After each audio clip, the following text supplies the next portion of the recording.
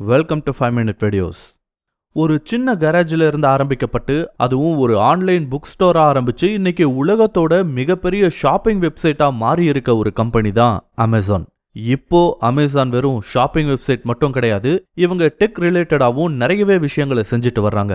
Amazon இந்த அளவுக்கு பெருசா வளர்றதுக்கு பின்னாடி நிறையவே தடைகளை சந்திச்சிருக்கு, பல்வேறு தோல்விகளை எதிர்கொண்டிருக்கு, அதுல இருந்து மீண்டும் இருக்கு. இதையெல்லாம் கடந்துதான் இப்போ உலகத்தோட ஒன் ஆஃப் த டாப் கம்பெனியா இருக்கு அமேசான். இப்படிப்பட்ட இந்த அமேசானை உருவாக்கின நபர் தான் ஜெஃப் பெசோஸ். அவரை பத்தி தான் இந்த வீடியோல நாம பார்க்க போறோம்.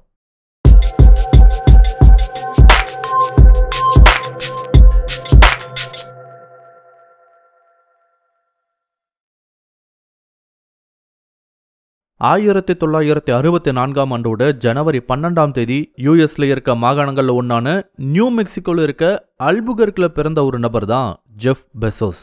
இவரோட அம்மா பேரு ஜாக்லின், அப்பா டெட் ஜாகன்சன். இவங்க ரெண்டு பேரும் ரொம்ப சின்ன வயசுலயே கல்யாணம் பண்ணிக்கிட்டாங்க போல. ஜெஃப் பிறக்கும்போது அவங்களோட அம்மா டீனேஜரா தான் இருந்திருக்காங்க. ஆனா ஜெஃப் பிறந்த சில மாதங்களுக்குள்ளேயே இவங்க ரெண்டு பேருக்குள்ள கருத்து வேறுபாடு ஏற்பட்டிருக்கு போல. இதனால ஜெஃப் கை குழந்தையா இருக்கும்போதே ரெண்டு பேரும் பிரியவும் செஞ்சிருக்காங்க. பின்னாட்கள்ல அவரோட அம்மா மிகுவல் பெசோஸ்ன்ற ஒரு கியூபன் இமிகிரண்ட்டை கல்யாணம் பண்ணியிருக்காங்க. அவரு ஜெஃப் லீகலா அடாப்ட் பண்ணியிருக்காரு. அதுக்கப்புறம் தான் அவரோட பேரு ஜெஃப் பெசோஸ்னு மாறி இருக்கு. ஜெஃப் வளர வளர அவருக்குள்ள ஒரு பொருள் எப்படி ஒர்க் ஆகுதுன்னு தெரிஞ்சுக்க ஒரு கியூரியஸ்னஸ் ஏற்பட்டிருக்கு. சின்ன வயசுலயே எலக்ட்ரானிக் கேஜெட்ஸை டிஸ்அசம்பிள் பண்ணி பார்க்கறது அண்ட் அதை மறுபடியும் அசம்பிள் பண்ணி ஒர்க் ஆகுதான்னு பார்க்கறது, அதுல இருந்த டெக்னாலஜியை தெரிஞ்சுக்கிறதுன்னு டெக் மேல அவருக்கு ரொம்ப பெரிய அளவில் ஆர்வம் இருந்திருக்கு. அண்ட் அது வெறும் ஆர்வமா மட்டும் இல்ல, ஹைஸ்கூல்ல முடிச்சதுக்கு அப்புறமா பிரின்ஸ்டன் யூனிவர்சிட்டியில electrical engineering and computer science டிகிரியிலையும் ஜாயின் பண்ணியிருக்காரு ஜெஃப் பெசோஸ். அண்ட் அகாடமிக்காவும் இவர் ஒரு சவுண்டான பர்சனா தான் இருந்திருக்காரு. காலேஜ் படிக்கும் போதே சில டெக் கம்பெனிஸ்ல இன்டர்னா இருந்திருக்காரு. அண்ட் ஸ்டூடெண்டா இருக்கும்போதே சயின்ஸ் என்தூசியாஸ்டுக்கான ஒரு ஆர்கனைசேஷனையும் கோஃபவுண்ட் பண்ணியிருக்காரு. ஸோ அப்ப இருந்தே அவருக்குள்ள பெருசா ஏதாவது செய்யணுன்ற ஆர்வம் இருந்துகிட்டே வந்திருக்கு போல. இப்படி அவரு காலேஜ் லைஃபையும் முடிச்சிருக்காரு. காலேஜ்ல ஒரு நல்ல அகாடமிக் பெர்ஃபார்மன்ஸோடயே கிராஜுவேட்டும் ஆயிருக்காரு. இதெல்லாம் நடந்தது 1980களோட எண்ட் டைம்ல. அப்போ அமேசான் பத்தின ஐடியா கூட அவருக்கு கிடையாது. இருந்தாலும் ஏதாவது பண்ணணும்னு அவருக்குள்ள ஏதோ ஒண்ணு சொல்லிக்கிட்டே இருந்திருக்கு போல. ஒரு வழியா கிராஜுவேஷனை முடிச்சாச்சு. சரி, அடுத்து என்ன பண்ணலாம்னு யோசிக்கும் போதுதான் நியூயார்க்குக்கு மூவ் ஆகியிருக்காரு ஜெஃப் பெசோஸ். அங்க சில கம்பெனிஸோட இன்டர்வியூஸ் அட்டெண்ட் பண்ணதுக்கு அப்புறமா இவரோட அகாடமிக் பெர்ஃபார்மன்ஸை பார்த்துட்டு வால் ஸ்ட்ரீட்ல இருந்த ஒரு பெரிய கம்பெனி இவருக்கு ஒரு ஜாப் ஆஃபரை கொடுத்திருக்காங்க. வால் ஸ்ட்ரீட்ல ஒர்க் பண்ணிட்டு இருக்கும்போது தான் டெக் செக்டாரை பத்தியும் ஃபினான்ஸ் பத்தியும் அப்போ எமர்ஜ் ஆயிட்டு இருந்த டிஜிட்டல் எக்கானமியை பத்தியும் கொஞ்சம் கொஞ்சமா அவரு எக்ஸ்பீரியன்ஸை கெயின் பண்ணியிருக்காரு. அங்க ஒர்க் பண்ணும்போது தான் அவருக்கு ஒரு விஷயம் நல்லா புரிய வந்திருக்கு. என்னன்னா, எதிர்காலத்துல டிஜிட்டல் தான் இந்த உலகத்துல மிகப்பெரிய விஷயமா மாறப்போகுதுன்றத அவரு கெஸ் பண்ணாரு. அந்த சமயத்துல நிறைய பேர் இதுக்கு எதிரான கருத்துக்களை கொண்டு இருந்தாங்க தான். பட் ஜெஃப் பெசோஸ் மாதிரியான குறிப்பிட்ட சிலர் எதிர்காலம் டிஜிட்டலா தான் இருக்க போகுதுன்றத உறுதியாவே நம்பினாங்க. ஸோ டிஜிட்டலை பேஸ் பண்ணி ஏதாவது பண்ணாதான் அவரு ரொம்ப நாளா யோசிச்சுக்கிட்டு இருந்தா அந்த ஒரு பெரிய இடத்தை நம்மளால அடைய முடியும்ன்றத அவரு கெஸ் பண்ணாரு. அதுக்கப்புறமா என்ன பண்ணலான்னு சொல்லிட்டு யோசிக்க ஆரம்பிக்கிறாரு. அப்ப அவரோட மைண்ட்ல வந்ததுதான் ஒரு ஆன்லைன் ஸ்டோர். ஒரு விஷயத்த நல்லா ஞாபகம் வச்சுக்கோங்க, இது நடந்தது எல்லாமே 90களோட ஆரம்ப காலகட்டத்துல. இன்டர்நெட்ன்றது அந்த சமயத்துல அமெரிக்காவிலேயே ரொம்ப பெருசாவெல்லாம் போய் சேராத ஒரு காலகட்டம் அது. அப்படி இருக்கும்போது ஆன்லைன்ல ஒரு ஸ்டோர் ஆரம்பிச்சு அதன் மூலமா பொருட்களை விற்க முடியுன்ற கான்செப்ட் எல்லாம் ரொம்ப ரொம்ப புதுசான ஒரு கான்செப்ட். அப்படிப்பட்ட ஒரு ஐடியாவை யார்கிட்டயாவது போய் சொல்லி இருந்தா கண்டிப்பா அதுக்கு எதிரான கருத்துக்களை தான் சொல்லி இருப்பாங்க. அண்ட் அதுதான் ஜெஃப் பெசோஸுக்குமே நடந்துச்சு. ஒரு கட்டத்துல ஆன்லைன் ஸ்டோர் ஆரம்பிக்கலாம்னு சொல்லிட்டு அவர் ஒரு முடிவுக்கு வந்திருக்காரு. இத பத்தின தன்னோட ஐடியாவை அவருக்கு தெரிஞ்சவங்க கிட்ட எல்லாம் சொல்லி இருக்காரு. ஆனா யாருமே அந்த ஐடியா ஒரு நல்ல ஐடியான்னு சொல்லவே கிடையாது. சிலர் இது சாத்தியமானு கேட்டாங்க, சிலர் இதெல்லாம் சாத்தியமே கிடையாதுன்னு சொன்னாங்க, இன்னும் சிலர் இவனுக்கு என்ன பைத்தியமான கூட பேசினாங்க. அது மட்டும் இல்லாம இவர் இந்த ஐடியாவை பிச் பண்ண சமயத்துல அவருக்கு கல்யாணம் ஆகி இருந்தது. அண்ட் வால் ஸ்ட்ரீட்ல ஒரு நல்ல வேலையில இருந்தாரு. அவருக்கு எதிரில் ஒரு சக்சஸ்ஃபுல்லான கெரியர் பாத்தும் இருந்துச்சு. அப்படி இருக்க நிலையில புதுசா ஒரு பிசினஸ் ஆரம்பிக்கணும்னா கண்டிப்பா அந்த வேலையை அவர் ரிசைன் பண்ண வேண்டியதா இருக்கும். ஏன்னா அந்த காலகட்டத்தில் இருந்த சூழ்நிலை அந்த மாதிரி. இப்போ நாம கொஞ்சம் கஷ்டப்பட்டாலே ஒரு வேலைக்கு போயிட்டு சைடு ஹஸ்லா ஒரு வெப்சைட்டை கிரியேட் பண்ணி அதுல நாம செல் பண்ணக்கூடிய ப்ராடக்ட்டை பிளேஸ் பண்ணி அதுக்கான பேமெண்ட் கேட்வேஸ் எல்லாம் இம்ப்ளிமெண்ட் பண்ணி கொஞ்சம் ஈஸியாவே நம்மளால ஒரு சைட்டை ஆன்லைனுக்கு கொண்டு போயிட முடியும். ஏன்னா இப்போ அதுக்கு தேவையான ஏகப்பட்ட ரிசோர்சஸ் நம்ம கிட்ட இருக்கு. என்ன அதுக்கான இன்வெஸ்ட்மெண்ட் மட்டும் நாம செஞ்சா போதும். ஆனா அப்போ அப்படி கிடையாது. இன்வெஸ்ட்மெண்ட் பண்றது மட்டும் இல்லாம எல்லாத்தையுமே ஸ்கிராச்ல இருந்து ஆரம்பிக்கணும். அதுவும் 90களோட ஆரம்பத்துல எல்லாம் இது ஒரு இம்பாசிபிளான டாஸ்கா தான் இருந்திருக்கும். அப்போ ஒரு வெப்சைட் ஆரம்பிக்கணும்னா கண்டிப்பா கோடிங்ல இருந்து எல்லாத்தையுமே ஸ்கிராச்ல இருந்து தான் கொண்டு போயிருக்க முடியும். அண்ட் இதுக்கெல்லாம் கொஞ்சம் டைம் ஆகாது. ஒருவேளை இதை அவர் ஆரம்பிக்கிற மாதிரி இருந்தா கண்டிப்பா அவரோட வால் ஸ்ட்ரீட் ஜாபை விட்டுட்டு வர வேண்டிய ஒரு சூழ்நிலை கூட ஏற்படலாம். சோ அப்படிப்பட்ட ஒரு ரிஸ்கை ஜெஃப் பெசோஸ் எடுக்க வேண்டிய ஒரு சூழ்நிலையும் உருவாச்சு. ஒருவேளை அப்படி அந்த வேலையை விட்டுட்டு இந்த ஆன்லைன் ஸ்டோர் ஆரம்பிச்சாலும் இது சக்சஸ் ஆனாதான் உண்டு. சக்சஸ் ஆகலைன்னா கண்டிப்பா அவருக்கு வேலையும் போயிருக்கும். அவர் இன்வெஸ்ட் பண்ண பணம், டைம்னு எல்லாமே போயிருக்கும். அப்பதான் ஒரு மிகப்பெரிய ரிஸ்க் அவருக்கு எதிரில் இருக்கிறத ஜெஃப் பெசோஸ் உணர்ந்திருக்காரு. இருந்தாலும் தைரியமா அந்த ரிஸ்கை எடுத்தாரு. 1994ஆம் ஆண்டு தன்னோட வால் ஸ்ட்ரீட் வேலையை ரிசைன் பண்ணிட்டு ஒரு ஆன்லைன் ஸ்டோர் ஆரம்பிக்கலான்ற ஒரு எண்ணத்தோட வீட்டுக்கு வந்தாரு ஜெஃப் பெசோஸ். அண்ட் நல்ல வேலையா இந்த முடிவுக்கு அவரோட மனைவி மெக்கன்சி ஸ்காட்டும் உறுதுணையா இருந்திருக்காங்க. அடுத்தடுத்த வேலைகளை வேகமா செய்ய ஆரம்பிச்சாங்க. அவங்க ஆரம்பிக்க இருந்த கம்பெனிக்கு அமேசான் பேர் வச்சு அதுக்குன்னு ஒரு டீமை செட் பண்ணி ஒரு சின்ன கேரேஜ்ல வெப்சைட்டை கிரியேட் பண்ணக்கூடிய வேலையில மும்முரமா இறங்கினாங்க ஜெஃப் பெசோஸும் மெக்கன்சி ஸ்காட்டும். முதல்ல பல மணி நேரங்கள் கோட் பண்ணி அந்த வெப்சைட் ஆரம்பிச்சாங்க. அதுக்கப்புறம் அந்த வெப்சைட்ல இருந்த ஃபிளாஸ் எல்லாம் சரி பண்ணி ஆன்லைன்ல சேல் பண்றதுக்காக அந்த வெப்சைட்டை ஓபன் பண்ணாங்க. இதில் ஒரு முக்கியமான விஷயம் என்னன்னா, அமேசான் முதல்ல ஆரம்பிக்கும் போது அது இப்போ இருக்க மாதிரி எல்லா பொருட்களையும் வாங்கக்கூடிய ஒரு வெப்சைட்டாவெல்லாம் கிடையாது. அது முதல்ல ஒரு ஆன்லைன் புக் ஸ்டோரை தான் ஆரம்பிச்சாங்க. ஆனா இது ஆரம்பிக்கும் போது ஜெஃப் பெசோஸ்க்கு ஒரு பெரிய ஐடியா இருந்துச்சு.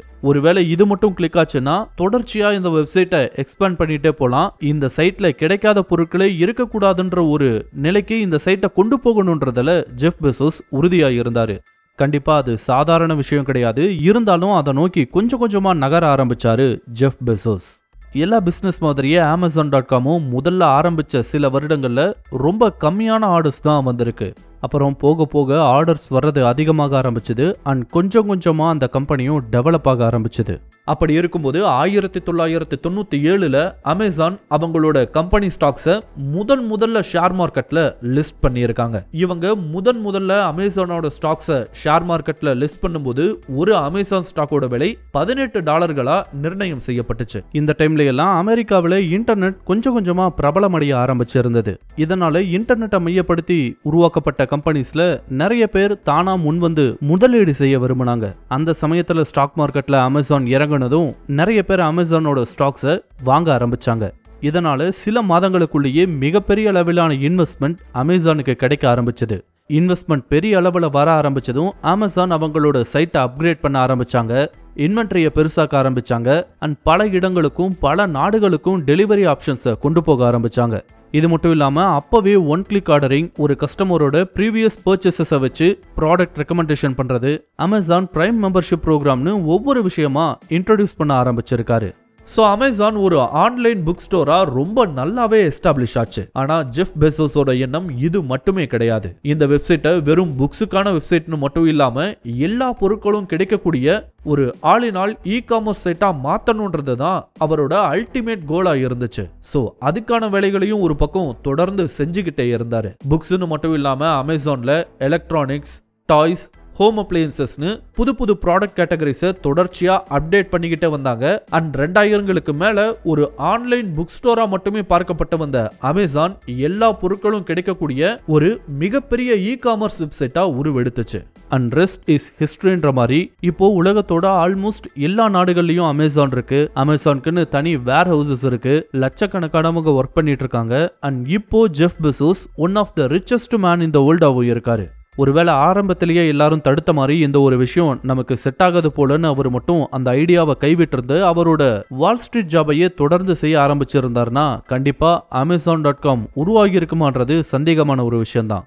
Amazon.com ஹிட் ஆனதுக்கு அப்புறமா ஜெஃப் பெசோஸ் அதோட நிக்கல. தொடர்ச்சியா வேற விஷயங்களையும் தன்னோட கவனத்தை செலுத்த ஆரம்பிச்சாரு. அப்படி 2006ல் அவரால் ஆரம்பிக்கப்பட்டதுதான் அமேசான் வெப் சர்வீசஸ். இதுவும் இன்டர்நெட்டை பேஸ் பண்ண ஒரு கம்பெனி தான். இதுல கிளவுட் சர்வீசஸை ப்ரொவைட் பண்ணாங்க. ஆரம்பிச்ச சில வருடங்கள்லயே கிளவுட் பேஸ்டு சர்வீசஸை ப்ரொவைட் பண்ணக்கூடிய கம்பெனிஸ்ல ஒரு டாமினன்ட் ஃபோர்ஸா உருவெடுத்தது இந்த AWS, அதாவது அமேசான் வெப் சர்வீசஸ். இதனால அமேசானோட வேல்யூ உலகளவிலேயே ரொம்ப பெருசாச்சு. அதை தொடர்ந்து 2007ல் கிண்டல் டிவைசஸையும் இவர் இன்ட்ரடியூஸ் பண்ணாரு. அண்ட் இதுவுமே அமேசான்ல இருந்து வெளியே வந்த ஒரு ஹிட்டான ப்ராடக்ட் தான். இந்த மாதிரியான கம்பெனிஸ் அண்ட் ப்ராடக்ட்ஸ்னு மட்டும் இல்லாம 2000லேயே ஜெஃப் பெசோஸ் யாரும் எதிர்பார்க்காத ஒரு கம்பெனி ஆரம்பிச்சாரு. அதுதான் ப்ளூ ஆரிஜின். இது ஒரு ஏரோஸ்பேஸ் கம்பெனி. இது ஆரம்பிக்கப்பட்ட காலத்துல இருந்தே ரொம்ப லோ ப்ரொஃபைலான ஒரு கம்பெனியா தான் ஜெஃப் பெசோஸ் மெயின்டைன் பண்ணிக்கிட்டு இருந்தாரு. அண்ட் ஜெஃப் பெசோஸோட மற்ற ப்ராடக்ட்ஸ் எல்லாம் பெரிய அளவுல போனதுக்கு அப்புறம் தான் இந்த கம்பெனிக்கான ஃபண்டிங்கை அதிகமாக்கி இன்னும் அதிகப்படியான ஆராய்ச்சிகளை மேற்கொள்ள வச்சாரு. அதன் விளைவா ப்ளூ ஆரிஜின் ஸ்பேஸ் டூரிசம்ன்ற ஒரு விஷயத்தை கையில் எடுத்தாங்க. அண்ட் அந்த ஸ்பேஸ் டூரிசம் மையப்படுத்தி மேற்கொள்ளப்பட்ட பல்வேறு ஆராய்ச்சிகளுக்கு அப்புறமா இப்போ ப்ளூ ஆரிஜின் இந்த ஸ்பேஸ் டூரிசம் சம்பந்தமான சில ராக்கெட்ஸை சக்சஸ்ஃபுல்லா லான்ச் பண்ணவும் செஞ்சுட்டாங்க. இப்போ வரைக்கும் இந்த கம்பெனி பெருசா இந்த ப்ராஃபிட்டும் பார்க்கல. பட் ஸ்டில் ஸ்பேஸ் ப்ரோக்ராம்ன்றது கண்டிப்பா ஒரு லாங் டர்ம் கோலா தான் இருக்கு. அதுக்காகவே ஜெஃப் பெசோஸ் தன்னோட பணத்துல இருந்து பில்லியன்ஸ் ஆஃப் டாலர்ஸை இதுல இன்வெஸ்ட் பண்ணிக்கிட்டு இருக்காரு. மேபி நியர் ஃபியூச்சர்ல இந்த கம்பெனி ஒரு ப்ராஃபிட்டபிளான கம்பெனியா மாறினா கூட ஆச்சரியப்படுறதுக்கு இல்ல. இந்த மாதிரி பல்வேறு சக்சஸ்ஃபுல்லான ப்ராடக்ட்ஸ் அண்ட் ப்ராஜெக்ட்ஸை ஜெஃப் பெசோஸ் சாத்தியப்படுத்தி இருக்காரு.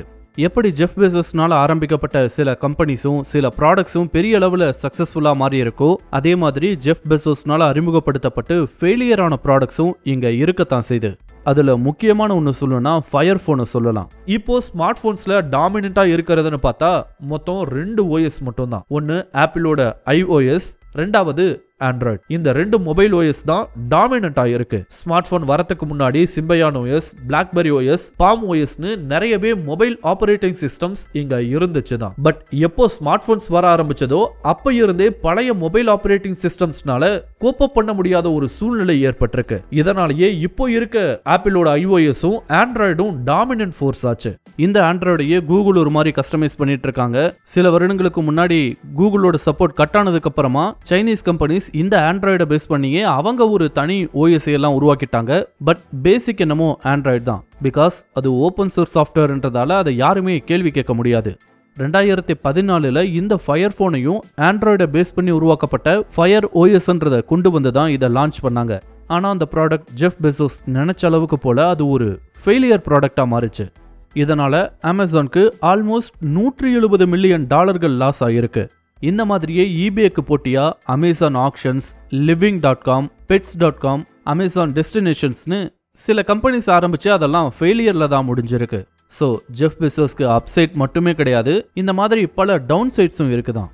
இது மட்டும் இல்லாம ஜெஃப் பெசோஸை சுற்றியும் அமேசானை சுற்றியும் நிறையவே கான்ட்ரவர்சிஸும் இருக்கு. அதுல முக்கியமான ஒண்ணுன்னு சொல்லணும்னா அமேசான் வேர் ஹவுசஸ்ல ஒர்க் பண்ணக்கூடிய ஒர்க்கர்ஸோட ஒர்க்கிங் கண்டிஷன் அண்ட் அவங்க நடத்தப்படுற விதத்தை சொல்லலாம். கடந்த பல வருடங்களாவே அமேசான் வேர் ஹவுஸ்ல ஒர்க் பண்ணக்கூடிய ஒரு நபருக்கு சொன்னதை விட அதிகப்படியான ஒர்க்கிங் டைமை கொடுக்கறது, அந்த அதிகப்படியான ஒர்க்கிங் டைமுக்கு தகுந்த மாதிரியான வேஜஸை கொடுக்காம லோ வேஜஸை கொடுக்கறது, அங்க இருக்கக்கூடிய ஹார்ஷான ஒர்க்கிங் கண்டிஷன் நிறையவே கம்ப்ளைண்ட்ஸா அங்க வேலை செஞ்ச நிறையவே ஒர்க்கர்ஸ் வெளியே வந்து சொல்லி இருக்காங்க. அமேசான் வேர் ஹவுஸ்ல ஒர்க் பண்ணக்கூடிய ஒர்க்கர்ஸோட ஒர்க்கிங் கண்டிஷனையும் அவங்க நடத்தப்படுற விதத்தையும் மாற்றணும்னு இது வரைக்கும் நிறையவே ப்ராட்டஸ்டும் அமேசானுக்கு எதிராக நடத்தப்பட்டிருக்கு. பட் ஒவ்வொரு முறையும் அதுக்கு டெம்பரவரியான தீர்வை தேடுறாங்களே தவிர ஒரு நிரந்தரமான முடிவு கேள்விக்குரியதா தான் இருக்கு.